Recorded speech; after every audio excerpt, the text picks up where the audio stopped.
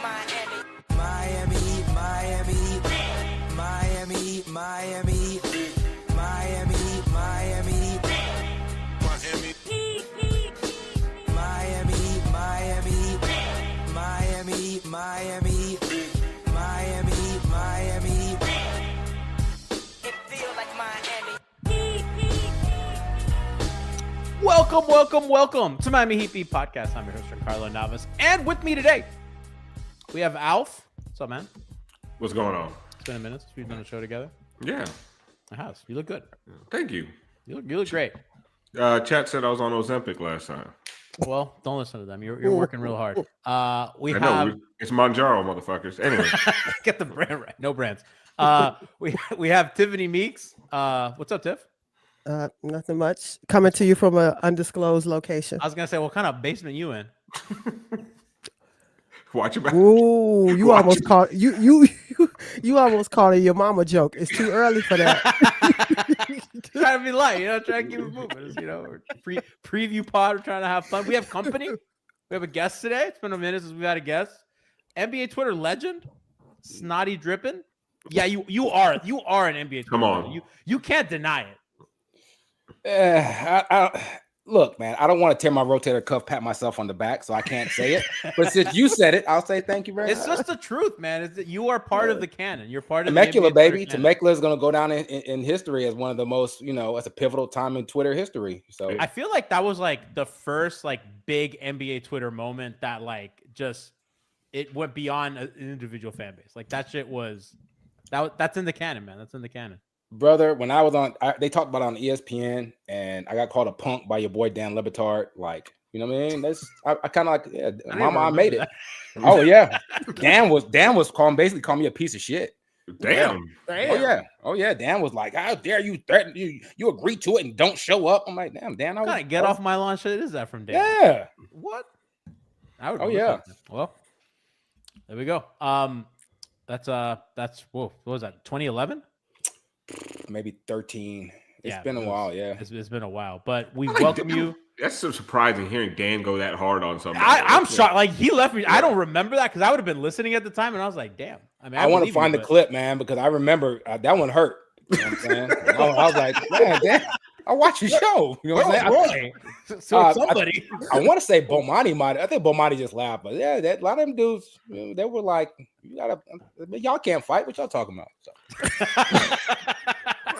I know Bomani can't. Mike Ryan told me "fuck you" the other day on Mike Ryan Twitter. tells you "fuck you" like every other day. I know, and I was like, why does it still hurt? Why does it still hurt? Like it's probably like the fifth time he said "fuck you" on Twitter. Text you that shit on the daily. But my man, thank you so much for coming on. I know you're a long time Hangover Time hate watch listener. I mean, you know what? I became a fan because of absolute hate watches. When Miami would have some stumbles or we would beat you guys in the playoffs or whatever, I'd come and listen. But then even when y'all were successful, I listened, and you guys put on a good show. But you're mostly entertaining after you guys lose, especially Alf. Crash out Alf, man. I'm not gonna lie. I was like, I can't wait to tune in after this loss. You go love this season, then. Shit. That's how we used to be with Laker fans. We used to tune into the Twitter spaces and broadcast that shit live. My man Anthony Irwin, I tune in because I love when the Lakers fall apart. Oh, it's fun. They crash out like no one else. Full disclosure, Snottie is a Celtics fan, by the way. So Yeah, he believes. just if you did not know. Now, I am a realistic Celtics fan, though. I get it. We'll probably get into it later. We'll get into it. I've always found you to be measured, even though I'm not. So. I was gonna say. Speaking of Hangover Time, Alf, we have a little announcement for the people coming up. I think it's a big announcement. I think it's a pretty big deal for anybody who cares about Hangover Time. It's been off the air for a bit. You want to announce what we're doing? Oh, I'm like you were like I was kind of your intonation made it seem like you were gonna keep going. Anyway, yes, Hangover Time will be back. One night only affair for the season opener. It is also going to be a fundraiser to raise money for a breast cancer walk that my wife and I are doing. My wife recently was diagnosed with breast cancer. She had a lumpectomy, successful surgery. To commemorate that, to celebrate that, we are going to be doing a walk here in Atlanta. So we're going to be doing a little fundraising. You guys always show up for us. So I always, I really, really always appreciate that. Brass is coming back for the show. It's going to be a big one. That's a big one. Rohan's going to be there. I'm going to bully Cortez into coming on. Try to get as many special guests as possible. Tiff will be there. Hopefully Bon will be there. Brass, maybe we'll let G come on, but it's going to be a good time. Everyone tune in. Let's raise some money and let's do some good shit. I will not be there, actually. Oh, G will not be there. I'm 100% not there. Wow, so it is going to be a good show. It is going to be. It's going to be a great show. It's going to be a really good show. I always say this.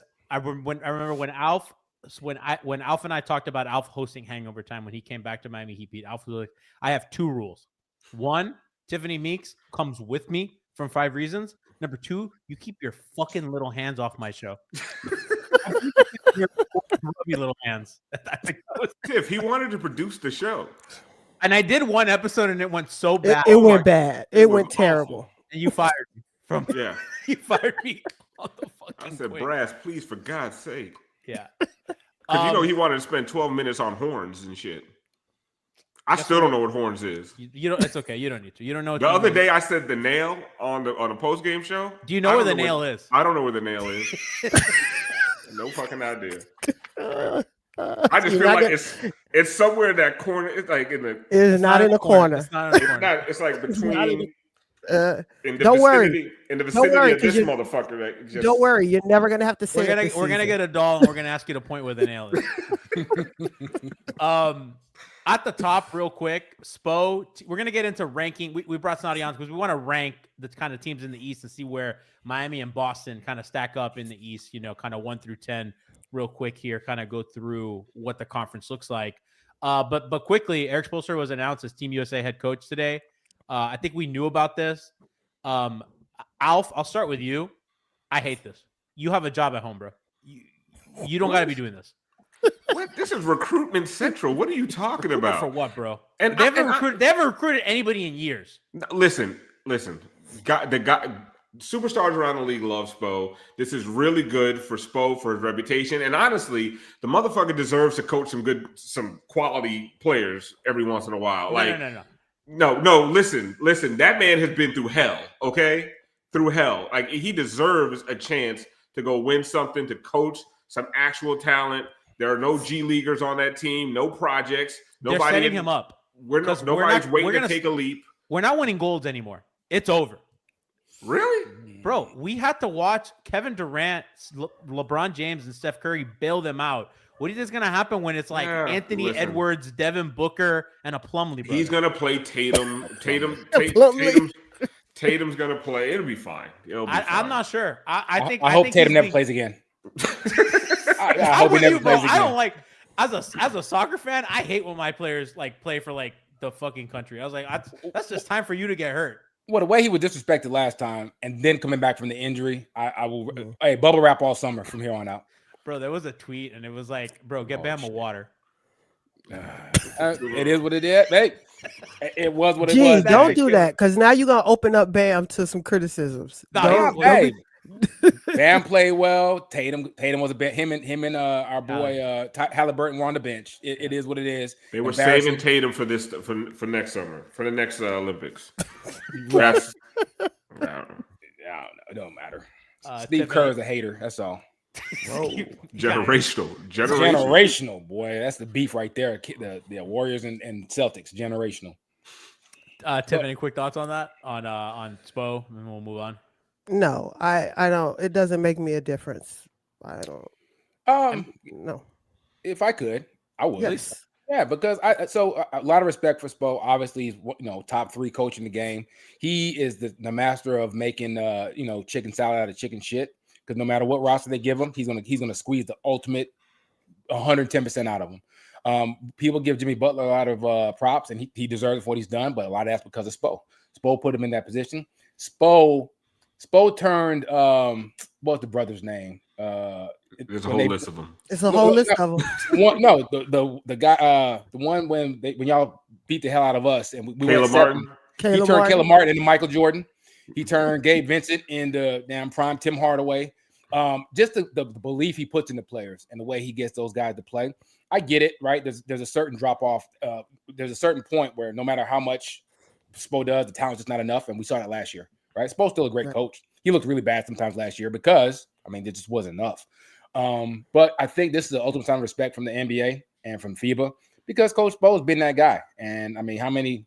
He doesn't win Coach of the Year and get anything, but we know he's a great coach. So, and like Al, I think like G said, or who said it about the recruiting thing, because it is. You kind of put guys around him that we know that that the FIBA stuff, like guys network, they do. So, hats off to him, and I get it. It doesn't, maybe doesn't mean much. I think he can get the best out of these guys, and we might not win a gold, but it's not going to be because of Spo. But you know what? Honestly, it'll give him a chance to have fun. Let's be real honest. He can have a little fun coaching basketball right now. But see, I think with Spo, I don't think it's never about fun. I think he's a masochist. Look at his face. He's at his best when he looks like he's about to die. And you can see he's like he has a stomach ache. That's when Spo's at his best. So, he might not enjoy all that talent, to be honest. Let's be real. Then we like, not motherfucker getting too any good. Like, it's not even We're hard. not getting any of it, Alf. He's gonna bring undrafted players on the USA roster just to feel something. Hey, he would have Josh Minot starting. You know what I'm saying? We're gonna have both the Martin twins in that motherfucker. Olympians. Hey, your boy Scary Terry is gonna be starting at point. Hey, no, he hates him. No, he hates him. That's the one dude he hates. Chill out. Hey, he hates Terry Rozier hates America. Taliban Terry.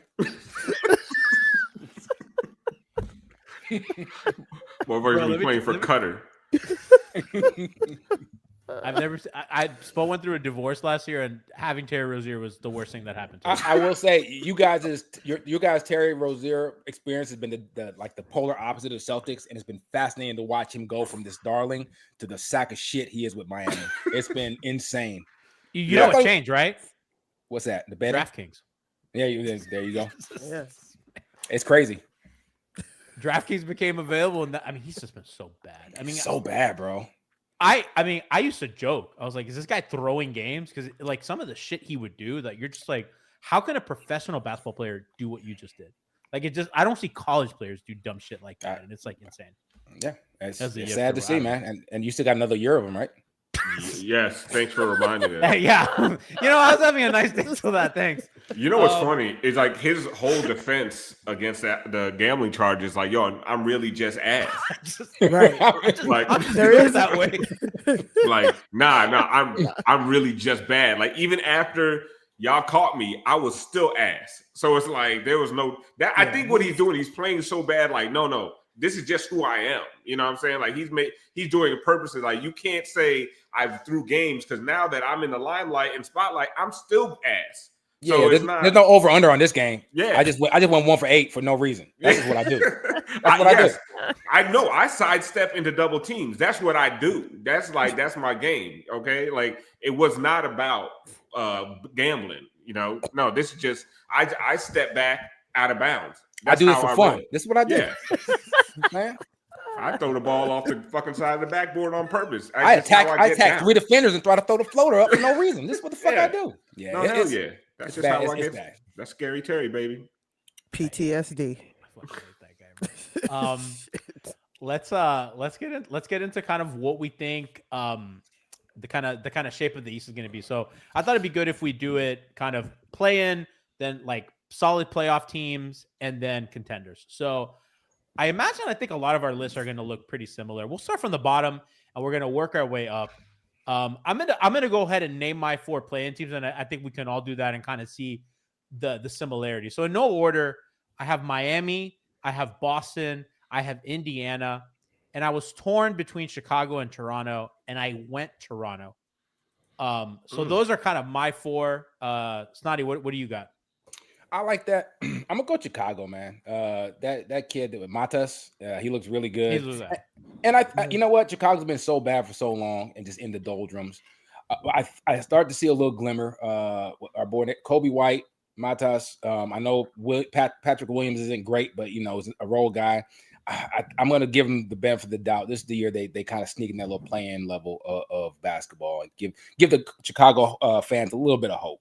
Did you have the other three as well? I do. Indiana, My bad. So yeah, Boston. I want to be the super positive Boston guy and say they might be 4 or 5, but it's gonna be tough, man. The rebound is gonna really kill us. Indiana, the culture is so strong, but injuries, man. I don't know. Yeah, they might surprise and go 4 or 5, but they lost a lot, and so playing sounds about right. And who's the last one you got there? Miami again. They're the better version of Chicago, where right now the talent level is low and things looked really bad towards the end of last year. But I mean, Bam is really good with a summer together and a full summer and a full training camp. Maybe things come together and they kind of move past the Jimmy Butler era, right? So, I mean, I can never disrespect the Heat culture as much as I hate it, as much as it used to piss me off. And last year, there seemed to be cracks in the armor, but a full training camp. Let's see what Spo can do. Tiff, what do you got? So I got Philly, Indiana, Chicago, Miami. Ooh, okay. Because y'all gonna tell me Paul George and Embiid is gonna be healthy? No. I have them missing everything. I have them in the lottery again. I mean, I don't have them missing because the East is, so bad. I feel like if you win 3 in a row, it might catapult you. it might catapult you a couple of spots. But I think, the Pacers with the injury and Tyrese being out, I think because he's the engine that makes them go. So I don't really see too much of what they're gonna do. Chicago. They live in the play-in. Yeah. I mean the Heat too. So yeah, no. We live on the same block. Yeah. So Chicago, two doors down. Chicago lost Lonzo Ball, but added Isaac Okoro, who I actually think is gonna. I think they kind of missed that perimeter kind of big wing as a defender. I think that's kind of been one of their main issues. So I don't think you watched. I don't know if that much. moves you or what, but I don't think you watched him much. As a Cavs expert, as a Max Strus. Yeah, it's wild that you said Isaac Okoro is going to be a needle mover. That's like a play-in needle mover. That might get you from 11 to 10. Listen, man. He's a nice guy coming off your bench, but he's not raising the floor. I think the guy to watch there is the Sumnu Ayo. He's a nice player. He would be like a needle mover and make a difference between a team missing the playoffs and maybe getting around in. So if he makes a little leap, Matas Buzelis, man, he looked really good. Yeah, I like him. That's the guy who could take a leap, and I hate saying that because as a Heat fan, the word leap makes me sick. But he's the guy that might take that little leap that might actually push him into like that 6th seed, I think. But yeah, but they live in the play-in, and they live with us. And then I got the Heat, and you know why I got the Heat. Real quick on the Sixers. We'll kind of get into both Miami and Boston a little more in depth right now. But my thing with Philly is if those guys are going to play, they're going to be better than the play-in. I just think they're not going to play. That's why I don't think I think it's sporadic. I really think it'll be. They ain't gonna get no chemistry. They ain't gonna get no time together. But that team will shut them down. Like they're not like Miami. Like if they're not playing enough, like they'll just get shut down. And like that's an organization that will just take the picks. Like they're not us. You know what I mean? They didn't. But what leads you to believe that they'll do that? When did they do it? Last year. Well, they were hurt by the end of the year. They'll give you enough in the beginning to stay around the play-in area. I just think the East is so bad that I think that's what I think too. I don't think the sporadic play of those guys will get them a 7th seed. It could get them there. Like you could mess around and win 4 in a row and be in the 3rd seed. I just don't think it looks that great there where everybody except for Charlotte is out of it. I mean, they ain't shaking nothing in the playoffs or anything like that, but they just I just think they'll stumble into a 7th seed. Like it's just my question for you guys: projection. How many games do you think Embiid plays? How many games do you think Paul George plays? For them to get that 7 seeds together or individually? Individually, I think 40-40. Man, I'm going 30s. If they play 30s, they're not going to do anything, right? That's what I think. I just think that I think Paul George will play more than 30 games. 45. I do. I think he'll play about 40, 42. I think he will. I think that's lottery. I think. I mean, we him still and Maxey. Everything could be lottery here. Like This is the barrel of the bum. Just ass. Bottom of the barrel. I was like, where? Barrel of That's the a new. bum. That's a new I one. was. I've been I barrel. got my wires Like, crossed. or did you Spanish saying? A barrel of bums. A Yeah. barrel of bums sounds. All right, that would make sense. Yeah, I really am high on Edgecombe. I like him a lot. VJ, Yeah. he looks really good, man. He's gonna be a nice rookie. I mean, so Philly fans, at least got something to look forward to because it's just you're paying so much money for two guys who like they can't stay healthy. You know, if they don't get 50 games out of both those guys, I think that's lottery time, right? And Yeah, I think high 40s, low 50s for both of them, and I I don't think Nick honestly, Nurse is the guy for that also. Like, I think he's a bad offensive coach. I've watched a lot of him in Toronto, and I think that they have a lot of questions on offense.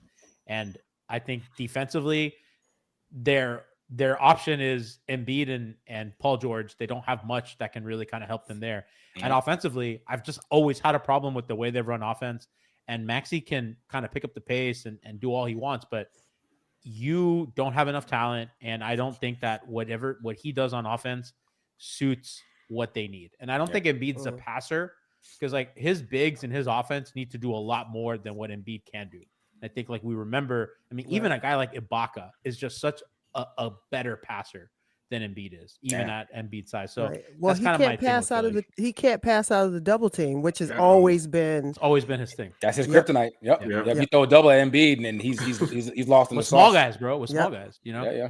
So that's the thing, man. If Embiid, we know Embiid's great when he's on the court, but we can't keep using that excuse, right? He's never on the court for a consistent amount of time. And then you paired him with Paul George.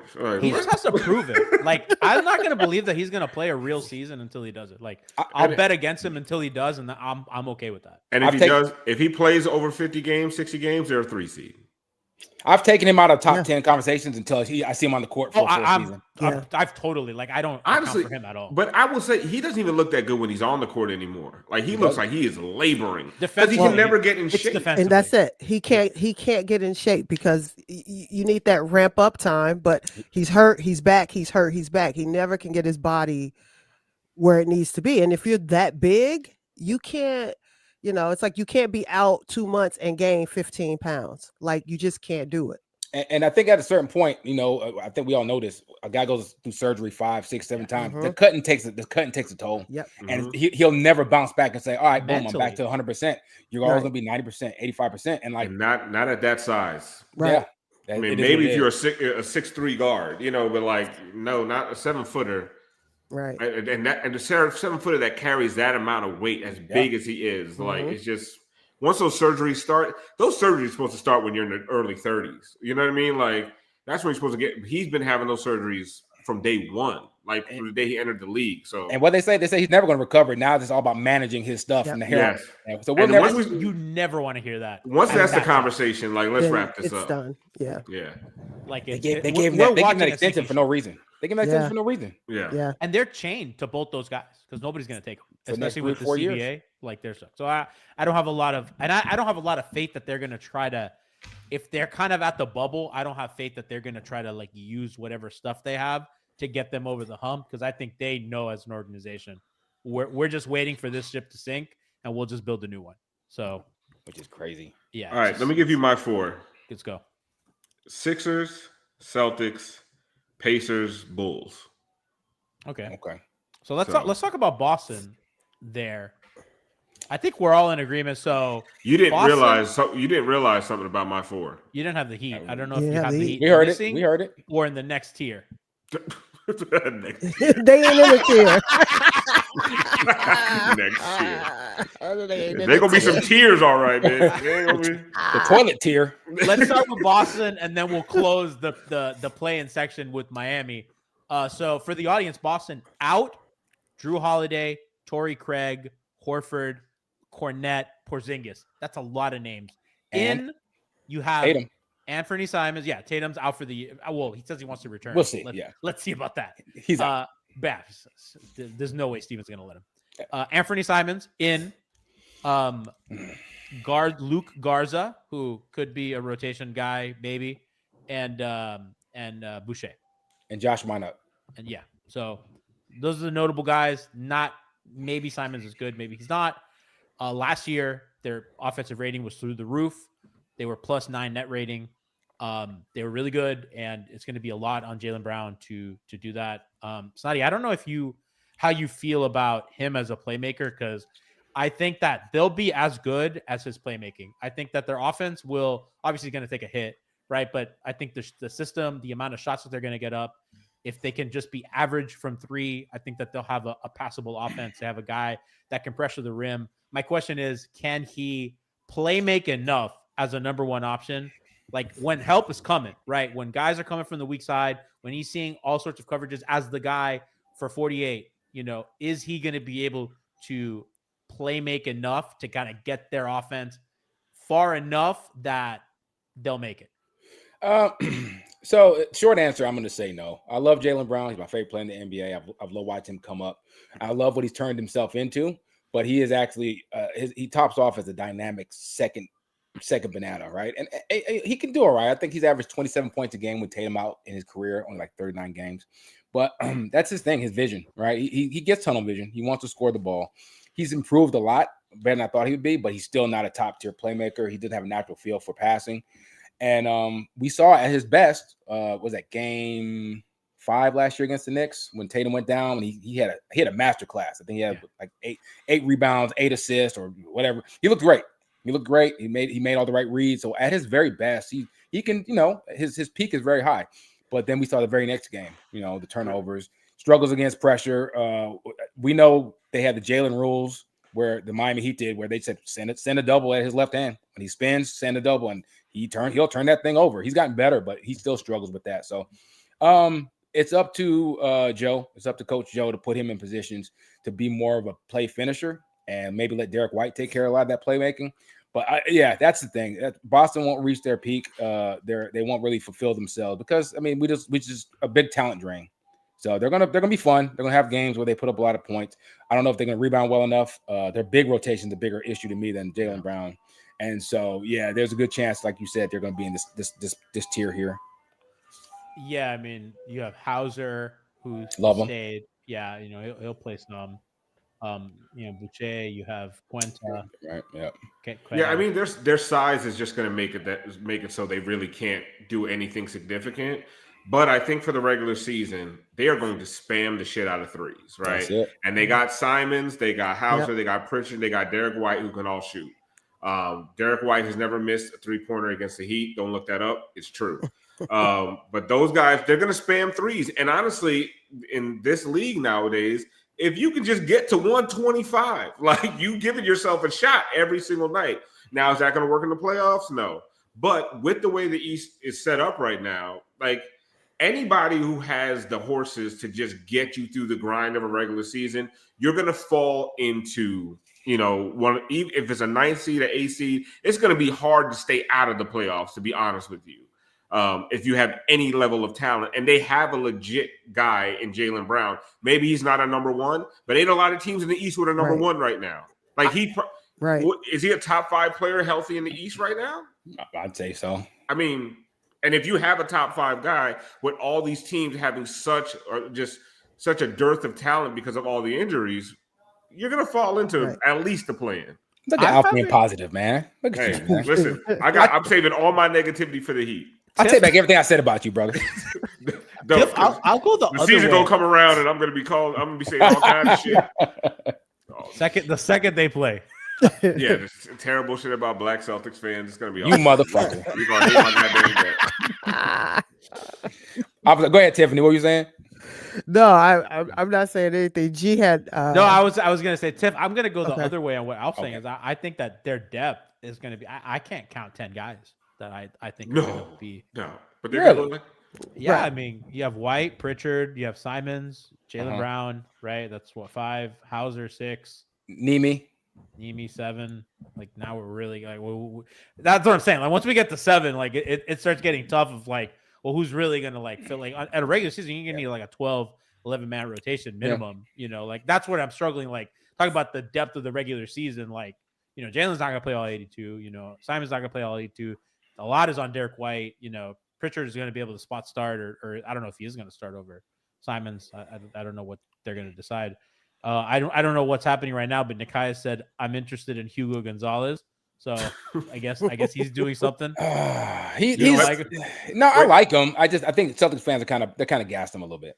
I got something on Hugo Gonzalez because I looked up the Celtics roster because I didn't know who the fuck was. I did too. The nigga don't got a picture. Okay, all right. They don't have. He has a creative player shadow on his ass right now. So the reason Nikias is interested to see him is because he don't know what he looked like from a Google search.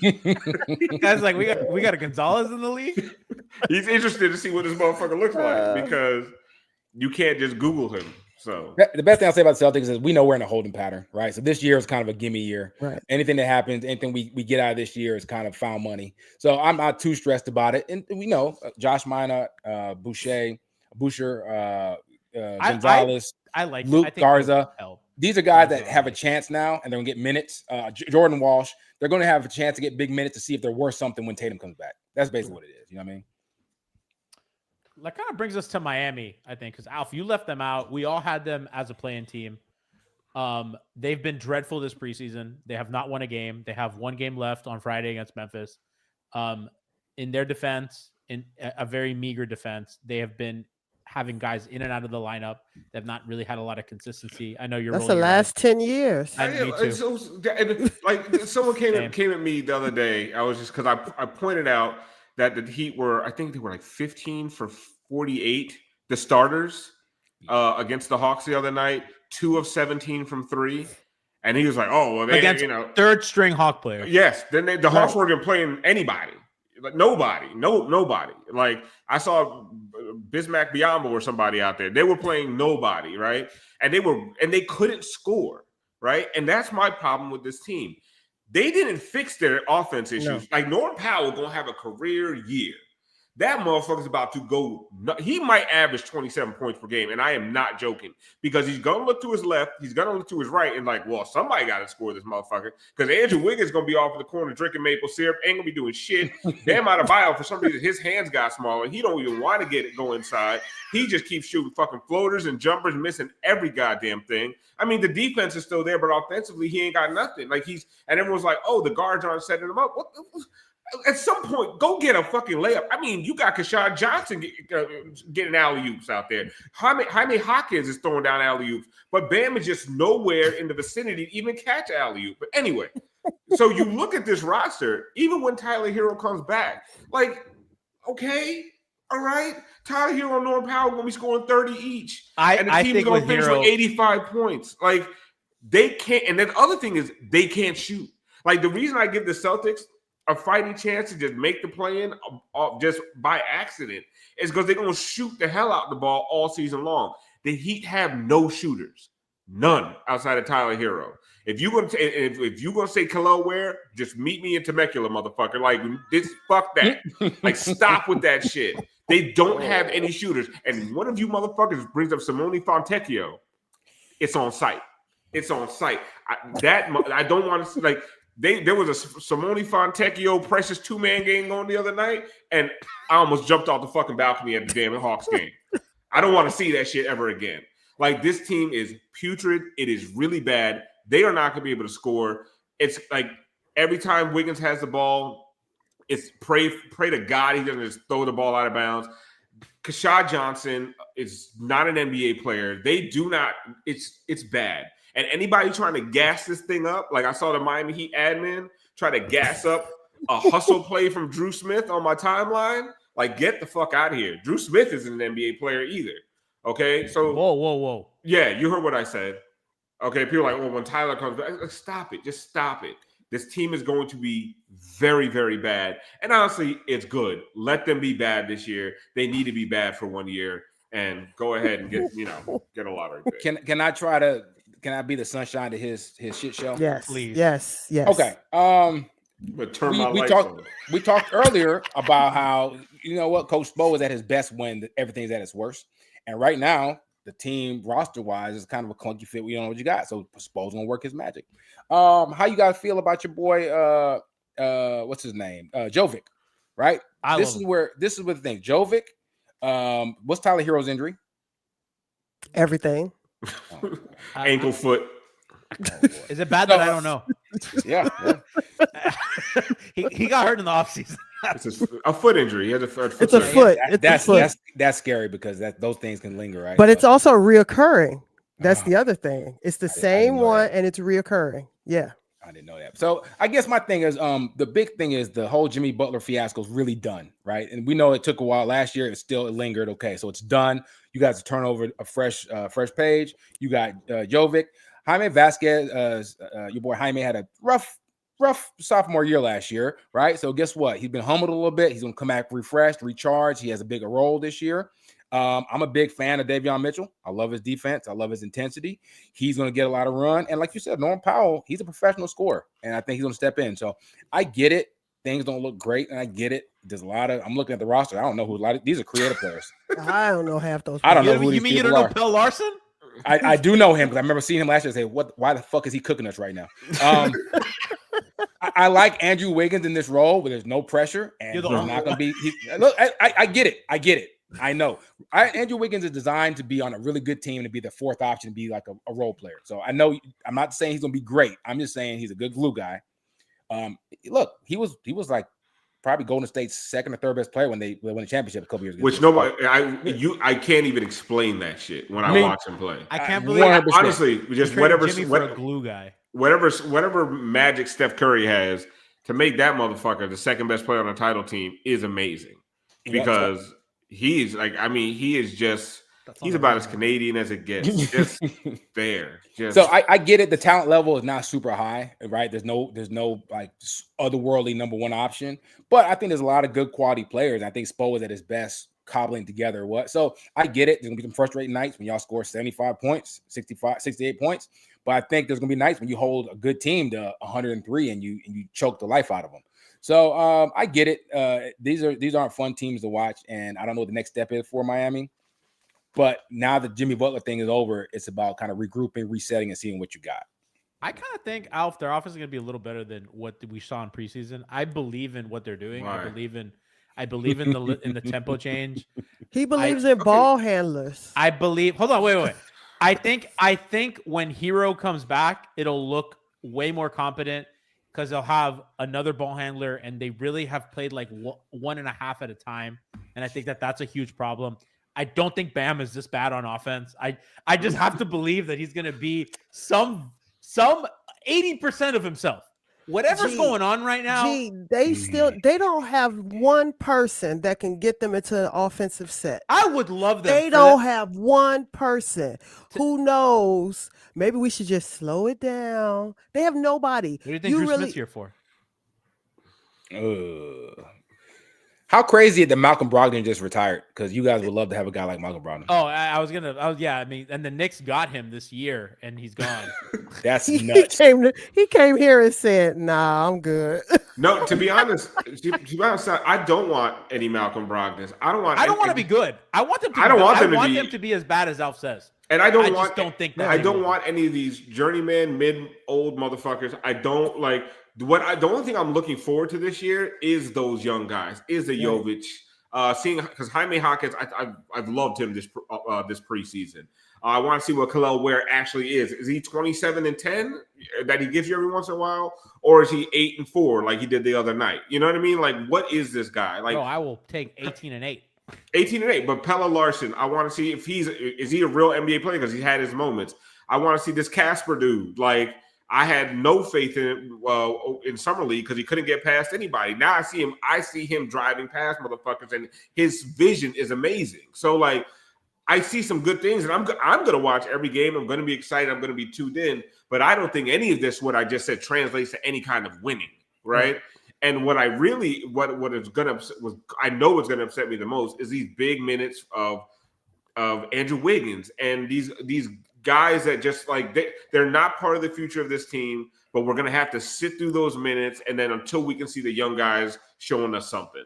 So I don't think any of it's going to lend to winning, but I think they're going to be able to establish, okay, we do have 5 or 6 real rotation guys on this team, and how do we build off of that moving forward? They don't have a number one guy. Tyler Hero, we saw that, is not that dude. We got Bam number 3 Adebayo guys. defensively is a cornerstone for a franchise, but he is not a number one option offensively. They don't have that number one option, but they might be able to find a framework where they could build around. You know, I keep bringing up guys like Ant. I know we don't really like Ant off the court, but these are the kind of guys that they can put this nucleus around and say, okay, we might have something here. But this is a season to figure all that out. This is not a season to grind and try to make a 9th seed and battle it out with the Bulls again. Who's going to get their ass beat by the Cavs in the first round? I hope. I would like them to be bad. I think that they have their pick this year. They really wanted it, and I hope that they are bad so that they can use it. But you know, they're going to get enough out of them. I don't know. We'll see. I kind of lean toward what Snottie says. So let's move on to our playoff teams. Kind of covered the play-in. Nobody's covering the play-in like us. You know, we got that shit locked. Nobody's more experienced. We know all the fucking sub rules of being a play-in team. We are the most experienced play-in. Us and the Bulls. I can't. Oh, and the Hawks too, right? Yeah. No, us more. The Hawks have they're a year less. Come on. Let's go into playoff teams. I have the Pistons, the Bucks, and the Magic. That's that second tier, right? Yeah, that's that. Second tier. Those are 3 I got. I can see the Bucks actually being in the playing level because I don't really trust them, and they might have a season from hell. Right? There's a wide variance with the Bucks, but definitely the Pistons. I don't know. I'm not as high in Atlanta as everybody else is. I waffled on Bucks and Sixers. Yeah, Sixers, man. I just see it, but yeah, that's a pretty good list, and I don't know if Orlando's going to get the offense really going, but they're definitely they're a playoff team. They're just better than those other teams in the play. Like they're just, I don't know. I actually think that they're like not as good as probably Detroit or Milwaukee, but they're certainly better than the play-in teams. I think they're gonna be better than Milwaukee. I do, but we shall see. I have respect for Giannis. I think Orlando. So Orlando's gonna. I think Gary Harris. I think Cole Anthony. I think Miles Turner. All in Milwaukee. I think those are gonna help. They didn't lose a lot. They lost Lopez and Connaughton, and of course Lillard, who was a disaster. Their offense, Milwaukee's offense last year was pretty bad. It was 115 offensive rating, defensive rating about 113. Defensive ratings, whatever. They were +2. I think with Turner and Giannis alone together, they'll get that defense a little bit better. And I think just having a big who can roll with Giannis, like they're just going to occupy a lot of space. They're going to offensive rebound better. I think that they'll get that offense. I think they'll probably be like a +4-ish, +5. And I think that'll kind of get them to enough wins. Yeah, I have Magic 4th, Hawks 5th, Bucks 6th. I think the Hawks have enough guys. Just with the way the East is shaping up, I see them at that 5th or 4th seed. The Bucks, I go back and forth with them and the 76ers. And it's off of Giannis. That's why I'm putting him in 6th. That's why I'm putting him in the playoffs. It's just because they have Giannis. I don't know about the Giannis Miles Turner fit. I mean, if they made it work with Brook Lopez, they can make it work with Miles Turner. But I don't think Miles Turner is as good of a 3-point shooter. I might be wrong statistically. He's not. Yeah, and I just also don't think he's a great defender. But he's a good defender. Yeah, good defender. He's not as good as Prime Brook, but certainly he's better than whatever Brook gave him last year. Yeah, so I see where they've improved in places, but I see where listen, there's no Lillard, there's no Chris Middleton, there's no other scorer to complement Giannis, and that's going to put so much pressure on Giannis. And I honestly think he can meet the moment, but meet the moment only to me is a 6 seed. Like that's I think the 6th or 5th seed is this team's ceiling to me. The Magic I really like. I look at the 3 top teams that I consider the 3 top teams. I just can't put them there yet. And then maybe I think Paolo is just almost there, but I think some of the eye test doesn't match the numbers with him. When he puts all that together, I really do think he's going to be one of the best players in this league. But I mean, what are we in year 4 or 5 now? We're still waiting for this. But I really like the Magic. I just don't see them into that top tier yet. My thing with the Bucks, you're right. Dame's things looked like it looked like a really bad year, but he still averaged like 25.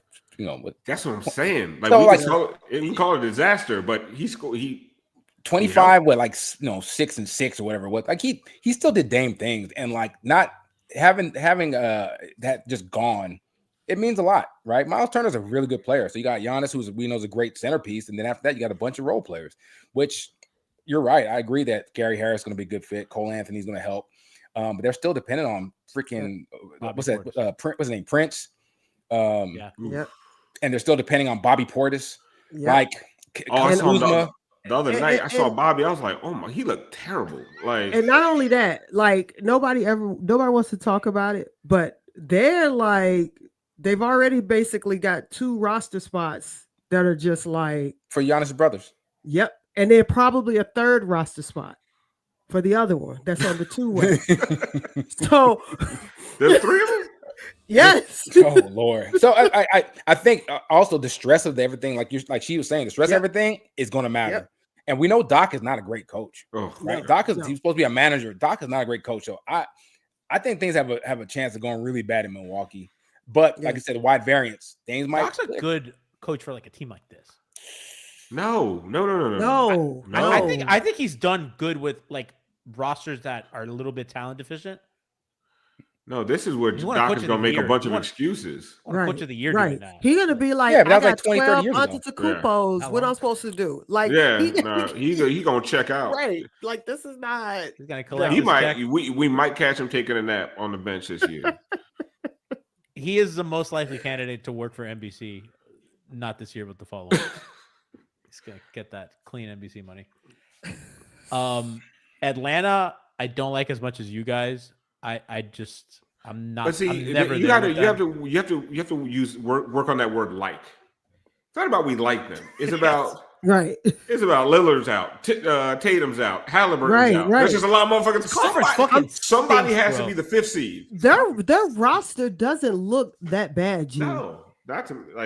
Porzingis, the fucking Daniels kid, love them. Nikhil Alexander Walker. Jalen Johnson, I think, is going to be the guy. He's going to be the guy. Jalen Johnson. Like their roster is sneaky cute. Like you know what? Maybe I was wrong. Cute. Would you have them or Detroit? Sneaky cute. I mean, I'm not. I got Detroit at the 3 spot. Yeah, I got Detroit in that top tier. I think they're gonna like. Yeah. I think they learned some valuable lessons in the playoff last year. Well, here's the thing. I hope they learned the valuable lessons. They almost beat that Knicks team. That's what I'm saying. Yeah, that. So I got them high. I like what the Hawks are doing on paper. Now you got to put it on the court, but on paper, I mean, I think Giannis will have them somewhere. And for some reason, and don't quote me on this, but I still got the Celtics sneaking in there somewhere. I just got them sneaking in there somewhere. In that 4, 5, 6 area? Mm-hmm. I think if there's a team, if there's a play-in team that would do that, I think it would be them. Most likely. I'll take it. You guys appreciate it. You guys can blow smoke. Because I'm on today. I'll take it. You know, I'll say one thing. I do wonder if like Steven starts pulling plugs if they get a little too good. You know what's funny? They all say it. Obviously, GM's gonna always think that, but Boston's just like they're not that kind of team. They're all gonna scrap, right? Well, like I just feel like they're like they have this like off year and they got rid of everybody. Which they could definitely use. It was a smart thing to do. Like, so I'll say this: a major injury to Jaylen Brown, absolutely. Then it's done. Shut it down. Shut it down. I'm with you guys on Detroit. Shut it down. I'm with you on Detroit. I love Asar Thompson. I love him. I think that Cade is next, like on the cusp of being a superstar. I love Cade. I think they did a good job adding shooting and scoring. Karis LeVert's a good ad. Jaden Ivey's back. There's not really a hole in that. Tobias Harris at power forward, right? There's Duncan Robinson, the shooter. Like they added shooting. The only thing that would have been better if they kept the gambling guy that almost got busted. Beasley. How did they get rid of theirs? We still got ours. I did not know THC was there. Yeah, they're deep, man. Still in the league. Yeah, they're deep. They got good role players. I like Detroit a lot. I think I put them a cut above. What's They have the LeVert center's this name? year. What's his name? Their center. Jalen Duren. Yeah. Yes, that I'm, looks I'm fun. I'm hoping he added something. Honestly, I hope he just learned how to play a little bit of defense because I think, rolling and rebounding is all he needs to do. But if he's gonna take those shots, and he was taking some shots that he shouldn't have been was. taking, if that's gonna be a part of his diet, I hope he worked on it. But you're absolutely right. He should be rim running. He should just be rolling, catching lobs, and trying to move his feet because sometimes he's stuck in the mud. Losing Tim Hardaway Jr. I think was kind of tough for them, but I think LeVert's going to be kind of a good guy off the bench to kind of run their offense a little bit. And I think Duncan Robinson, I think very highly of Duncan Robinson. So Right. I think he's going to be so huge for them. LeVert's a better defender.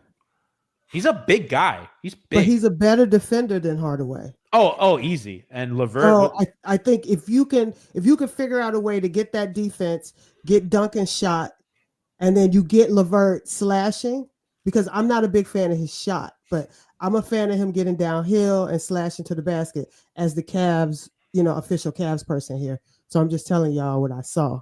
Absolutely. So, LeVert's not a shooter; he's a scorer, but he's a damn good scorer, and he knows, like you said, he's a decent defender. I like Isaiah Stewart, big beef stew off the bench. They got all the parts. They got all the pieces. Yeah, they got to just put it together. But Cade is at this point that he should be in MVP conversations this year, in my opinion.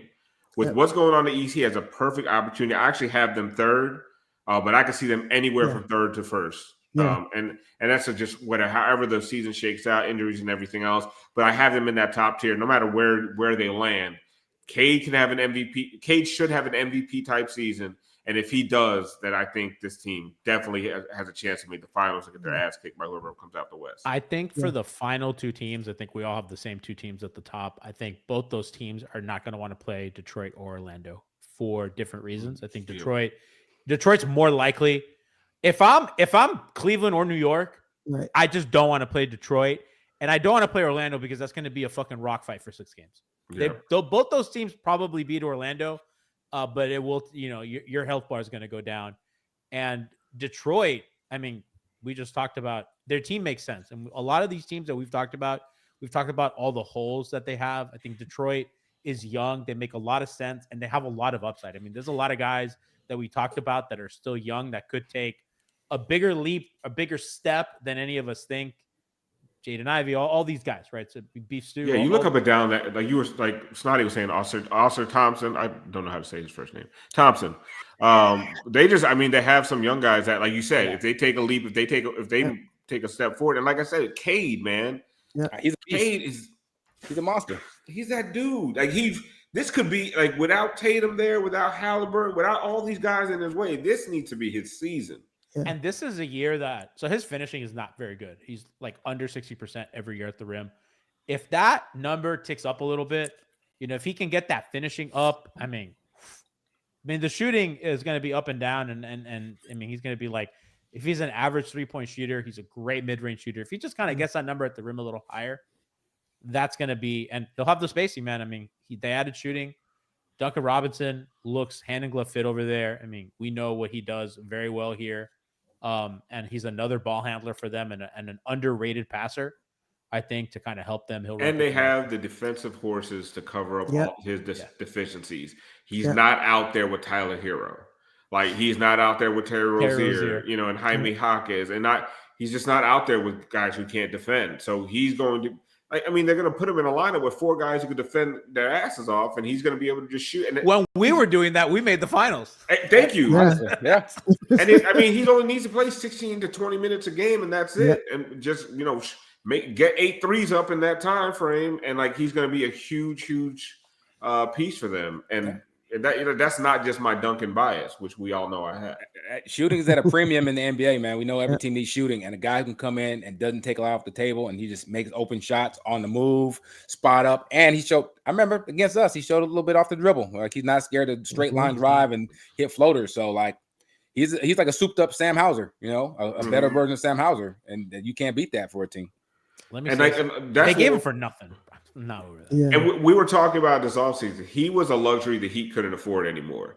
just because like you just can't have one way guys when it just didn't make sense anymore. He's the perfect type of guy for a contender. Yep.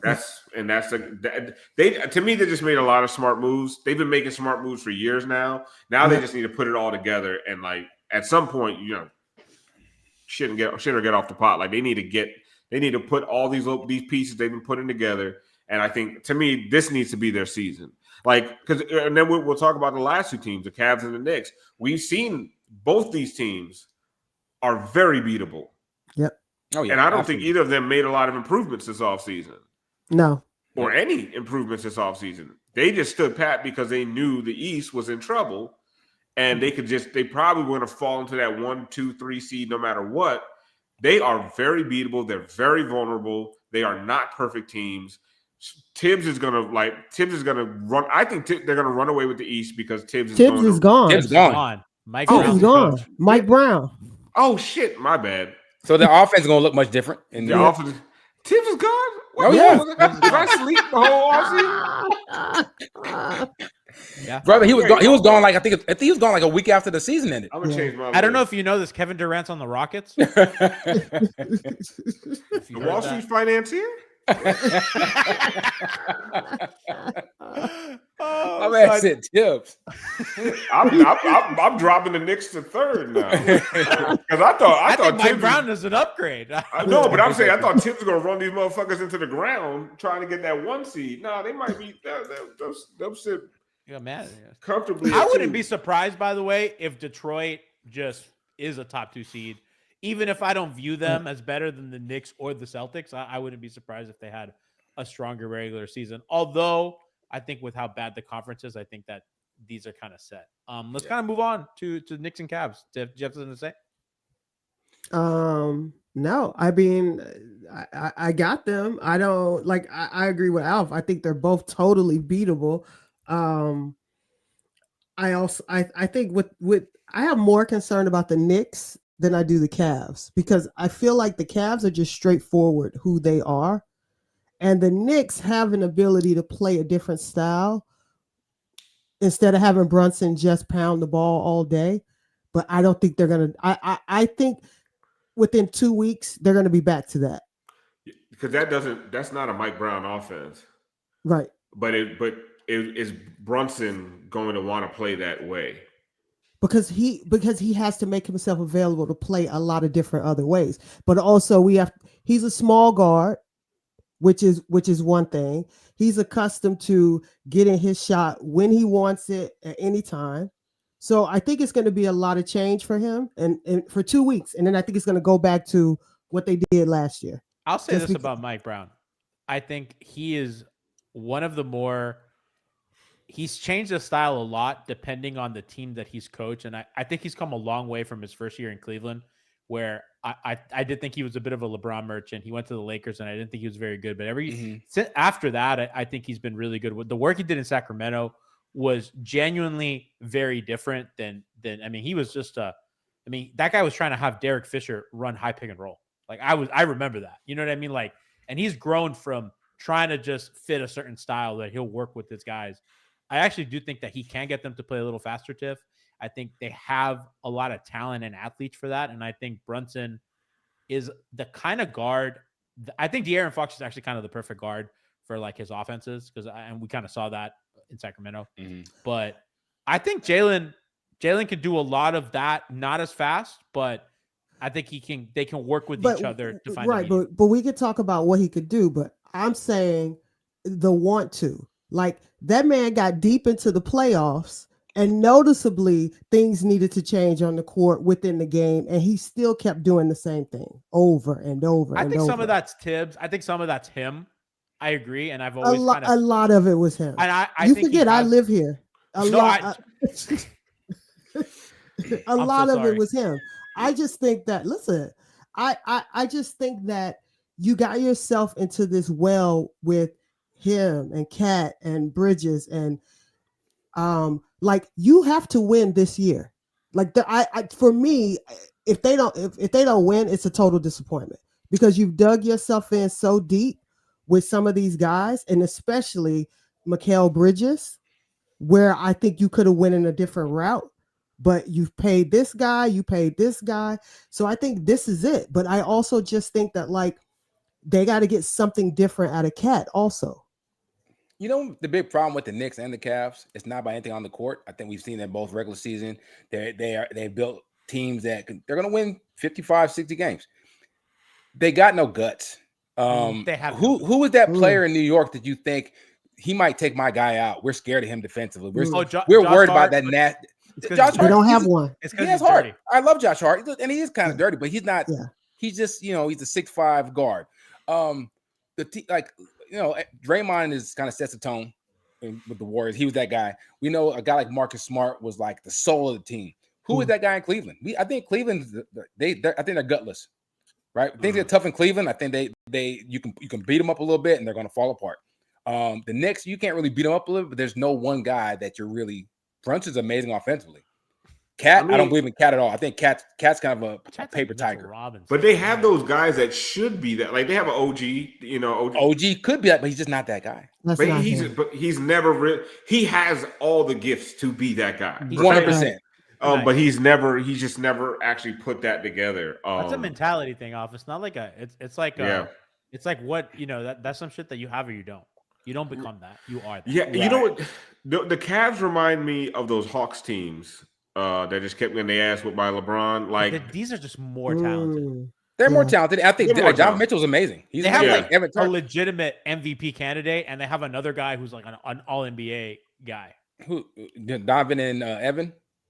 Yeah, Mobley. Yeah, I mean, I agree. They're really good, but again, we saw it. Like they have a third guy that's like really good too. Garland, yeah, I really again the undersized guard he's kind of a one way guy. It's almost kind of proven they don't even play as well with him on the floor. But I will say this: how many teams in the East right now, especially with Tatum out, can actually take advantage and hunt a guy like that? Like LeBron's not here, Jimmy's not here, Tatum's not here. Like who are you scared of that's gonna like actually hunt your guard? I think a team like Orlando and Detroit, they would bully. They're going to just beat the hell out of those teams. They got it. Yeah. And I think they could beat Cleveland in submission. Like you said, Orlando, they're very beatable. That will make their offense average. I think if the Knicks don't make it to the finals this year, it's going to be because of them just how it was last year, them being unwilling to change that offense like you were saying, Tiff, like Mike Brown's going to try to institute some things. And I just think the stubbornness is going to be there. And it's not like I'm not trying to disparage Jalen Brunson, but he played a certain style under Tibbs and it made him a superstar, like a bona fide superstar. And it's gotten him the most praise and the most, accolades he's ever gotten. For him to take a step back now, to acquiesce to Cat or acquiesce to just a ball movement offense, I just don't see it. I just see them reverting to type at some point. What makes him amazing is his ISO, right? And the fact that he can dominate that ISO. But what also makes you amazing also kept you from getting to where you needed to get to. Yes, and I get, but he's not a guy with great court vision, right? He's not a defender. He is who he is, and they're going to win games because they're going to say, do what you do. But like you said, what's going to be the change they can make to say, let's diversify this offense now so we're not predictable? Yeah. That's kind of been my thing, Snottie, with them, is that his limiter is his playmaking, not just his defense, but his playmaking and the ways that he scores, right? I think that he has a pretty limited way that he can, I mean, he's really good at it, right? And you could call him a 3-level scorer because he can't shoot the ball. We'll get to the line, but but you're right. He's limited in that. And I think that a guy like Mike Brown can diversify that, can get him to do it because we've seen him do it with other guards, right? We've seen him take De'Aaron Fox into a guy, what we see now, right? Kind of like help him take that leap. And I know that Brunson's a little older, and I cannot believe I'm defending Jalen Brunson, but I do think he's a winner. I do think that he's about winning. 100%. I don't have a doubt that he is coached. Like he is coachable. Like I think that there are other guys in the league that Ant would be a guy that I might question if he would do something like that, right? Like maybe that's a guy that does like the way he plays and does like his numbers and doesn't care about other things as much. But I think Jalen's a guy that will acquiesce to what he's being told. by the coach. Again, I just don't believe in Cat. I think Cat's a loser in my Right, mind. because you're gonna need both of them hand in hand Oh, to I think win. their defense. I have questions about their offense too, but I think their defense. They showed me in the playoffs. I don't care what Mikal and what OG do. If you're 1 and you're 5 stink on defense, And you're that's fucking. the problem. This conference sucks, but you're going fucking nowhere. You can't. Who fucking wins with a shitty point guard and center of defense? You can't, bro. You're gonna get put in every offensive teams now. You put a guard. Guards are getting screened through everything, and you're fucking bigs in every action. You cannot hide. Those are the two guys you can't hide. You can't put bro in a corner. You can't do you. Those guys are gonna get found. Get him up here. Get him up here, And let's it doesn't dance. have to be an ISO guy because you're saying with Cat, bro. Any screen you drop, everybody in this league except for Heat players can shoot coming off the screen. You know what I mean? Like you fucking drop. You give anybody more than an arm, that's open 3, bud. You can't do that in the playoffs. You can't. Yeah. To me, it's Detroit's conference to lose. And that when I look at it and everything we're talking about, and I know they might not be the 1 seed coming out of the regular season, but when I look at the opportunity they have, just the leap that Cade could make, like to me, it is just theirs for the taking. They're the most complete team in the Eastern Conference, in my opinion. It's Cleveland, man. I know. I don't agree. I think so. I don't agree. They had, that Cleveland had the second best offense of all time last year. So I'm telling you, man, I've seen some Hawks teams do some crazy things in the regular season. No, but again, this is not, this is not Kyle Korver and Jeff Teague and Al. This is like they have like a real guy. This is Dean Wade and yeah, like I don't know. Donovan Mitchell, like if Donovan Mitchell, like that's like a guy that like is on the betting odds to win MVP. It's not like you know what I mean. Like he's a really good MVP, fringe MVP caliber player. Evan Mobley is fucking. How old is Evan Mobley? You gotta go back and watch. Fucking 4. You gotta go back and watch them. 2 minutes left in the game. When Jared Allen said the lights were too bright a couple years ago, nothing's changed. That was funny. He can't be saying that. They didn't. Those first 3 quarters, they will railroad you. But when that 2 minutes left, they have a lot of indecisiveness on their offense. I don't disagree with. I'm just saying, but that's a problem. That's a huge problem. But I look at the rest of the conference; they're just better than Detroit. Like their team, their talent, they're better talent-wise. I think Detroit will punch you in the mouth over and over again. Yeah. Same thing with Orlando. Cleveland's really well coached. I don't 100%. Yeah, like I don't know. I'd be shocked. No, I definitely think Cleveland has more talent. I just know from watching them last season, those last 2 minutes of every game when it was time, there's too much indecisiveness. Who's doing it? Am I doing it? Are you doing it? Are we setting a screen for this guy? It just didn't seem other than Donovan saying I'm going superhero mode. A lot of those guys. I'm gonna say this. Hey, I think Hunter's a loser too. I think Hunter's kind of a loser. The numbers look good, but when the rubber hits the road, I don't believe in him at all. I watched the Heat punk him in the playoffs. So exactly. I don't disagree with you. I think Jared Allen's a bit of a loser too. I think so. He's a nice guy. He's too nice of a guy. You can't say the lights. You can't say that, man. Yeah. But Evan Mobley's not. Evan Mobley's a fucking winner. I think he's amazing. Yep. I feel a little bit like Orlando, like Alf does, because they just. I really like the Paolo and Franz. Dude, 6'10". They both can handle. They both can just drive the ball.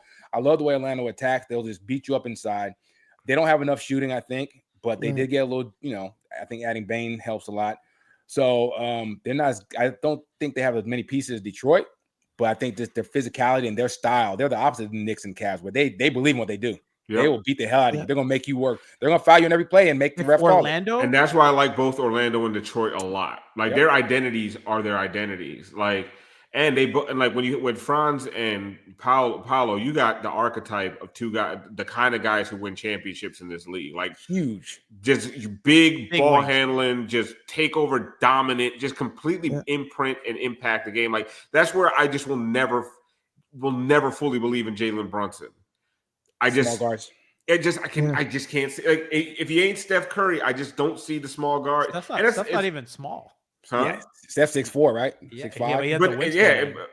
I think of him as a small guy, but he's Steph has a superpower. He's an otherworldly shooter. But like the Jalen Brunsons and even Donovan Mitchell to a certain extent, like I just don't see like But that Paolo front, like those guys, those are the kind of guys that at their size, with their ability, like those are the kind of guys that take over playoff games, take over playoff series, and ultimately can win you a title. Like it's like, you know, when you look at Jason Tatum, those are the archetypes. Those big guys, just those big players with guard abilities. Like those are the guys that are just dominating the league. And you talk about Orlando and Detroit, they have those guys. So that's Cade is what? Cade is 6'6", 6'7"? 6'6". I feel like he's like a big 6'6" stocky. Yeah, so it's that's I believe I'm with you, man. I think the wing's the thing. You want a big playmaker as your best player, and you know you want to be a top 10 type guy. We know that you know Apollo's not that, Fran's not that yet, K's not that, but they're trending upward. They're young, they do a lot with the basketball, and that's who you want to build around. You know, this is their year, man. To me, it's their year. I'll be really disappointed if we see if we just see if we see the Knicks in the fucking finals.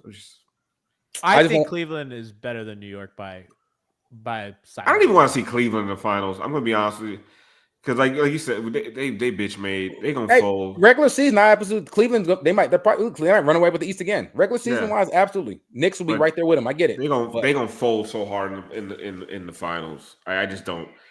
The way they bullied Miami and then just got their ass kicked the next round, like that's just to me. They did have injury the next round, like so I'll give them injury.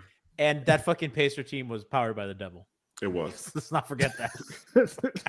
I was there, man. I watched that shit. Like, they were hurt and they faced the devil. But like Alf said, man, when a team that really believes in their identity and is relentless is going to give Cleveland and the Knicks to a lesser extent. They give them hell. They give them hell. I think there's two teams in the conference that can do that, and maybe a third if Milwaukee has a little life this season, but maybe not. But I think the East is pretty set, and I think the Final Four will be pretty likely, those four teams. I do think the Hawks might shock some motherfuckers, man. They might. I know people are high on them. I'm not quite as high, but Jalen Johnson, man. Hey, 6'8" wing.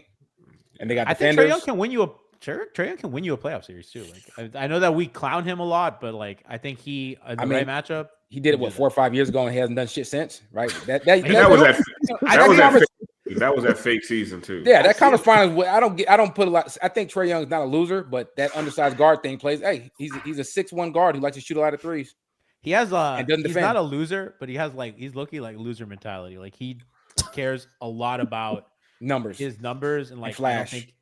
Well, like he doesn't get off the ball, shit like that. He does it for a week and then stops. So, but I don't think he's a loser. But yeah, he's a front runner. He's a front runner. I think yes, 100%. I don't like 1%. Like when the Heat were just pissing him off and frustrating the shit out of him, you saw him quit. Like he just quit. But like we had him in hell though, bro. Yeah, but when things are going well, he's shutting down the garden. Oh man, big talk. But you know, once you dig in his ass a little bit, he's just not. He's lived off that one conference final run, but since then he's been a loser. Now he's not a loser. I think he can be on a good team, but if he's your best player, I don't think you're going to go anywhere. What I do think is that they've surrounded him with a lot of guys who can cover up some of the defensive deficiencies now. Absolutely. And that wasn't always the case. Like you said, they had DeAndre Hunter, but he was a bit of a loser. Clint Capella was a bit of a loser. Like they had some loser ass niggas on that team. Hey, you guys got Precious Achiuwa? Huh? Yeah. He's a loser. Speaking of losers, you were just supposed to say, huh? Like, y'all like Precious? No. Call no dude Precious. Remember they was like Precious. Remember draft I night? call no man delicious. Right. On a grown man. Remember that? What's draft that? night? We just kept saying that shit over and over. We didn't call no grown man Precious. And then they had the audacity to say, "Oh, we're gonna have two Bams." I think I said that at one point. Just trying to have some was hope. lying. Man, he looked so fucking bad in preseason. I know it's preseason, but god damn. Bro's gonna love him, bro. He's gonna get so many minutes. He fucking runs hard and flaps his arms. You know how much they love that. Yo, him and Kashad Johnson on the court at the same time. I've never seen so much movement without no fucking results. Purpose, just like moving, just spinning like cartoons, just feet just running in place. Like when the smoke it's just not. It reminds me of when I used to coach like Pee Wee, like just run in circles. Yeah, just run. No idea what you want to do with the ball or just nothing. Just. But why do you have to bring up Precious though? My bad. Why you had to sour the moment? You know he's a Sorry. Turning Point USA member, right? Get the fuck. Get the fuck. Bro, when they drafted him, we went through his followings. It's we like were, all right wing. yeah, The, we were like not even it like was, Fox News. Like I'm it talking like was straight gross. fucking. It was gross. Precious? Yeah, Yeah, bro. he was took a gross. moment of It was silence. bad. It was bad. Like He Candace definitely- Owens was the most mild person on his follow list. No. Yeah, he mad about Yeah. Bad Bunny. Yeah, he Shit. is. Prayers down Yeah, for the he Miami is. Heat. Yeah. Yeah, he'll fit in right here. He'll fit in right here. I'll tell you that. He's We've lost excited our about singer. that presidential library. Him and what's your boy name in Orlando? Jonathan Isaac. Oh. Him Remember and he was wearing those Air Trumps? Yeah, they go to the same church. That's crazy. They were part of the group chat that just leaked from Young Republicans. Yeah, they did. They don't want that. We gotta leak the Isaac and Precious groups. They just called each other the N-word with a hard R. Both I hate me too. I hate me too. I hate me too. I hate the back of your neck. I don't even walk past a mirror. I hate myself so much. I wish I could be more like Franz and Mo. Jesus. Cotton picking. No, I'm sorry. Let me stop. Well, that's probably Well, what a great way to once again remind the audience. Hangover Time return. If you want what we just did right now, tune into Hangover Time October 22nd as we raise money for breast cancer and Alf's breast cancer walk. Snottie, thank you so much for coming on the show today. We really appreciate you. Hey man, Tiff. this is like the Bloods and Crips coming together. Glad we coming together today. That's because we both down bad. Like we are. 4 years ago, this shit wouldn't have been, Been a wouldn't have been all laughs. And I wouldn't have giggles. come on here at all. I'd came on and be like, fuck you, Tiff, you're cool. Fuck you, I'm out. Yeah, now 3 or 4 years ago, it was a blood feud. Now, Yeah. Now we're all bad. Tatum's out, Jimmy's gone. Now we're fucking arguing. Detroit is Detroit the best team in the conference? We're talking about Josh Minot and Precious Achua, so we're Precious down bad. Achua. We're down bad. What's Buddy in Chicago that we talked about a bit? That's what we're talking about. Nobody knows. Matas Bezulis. There you go. The funniest thing, nobody wanted to say that name. Nobody. Matas. Let's call him Matas. Yeah, Bazulis. Yeah, there we go. the tall white. He's exciting. He's an exciting white. He's one of the exciting whites. See y'all at Hangover Time. Those.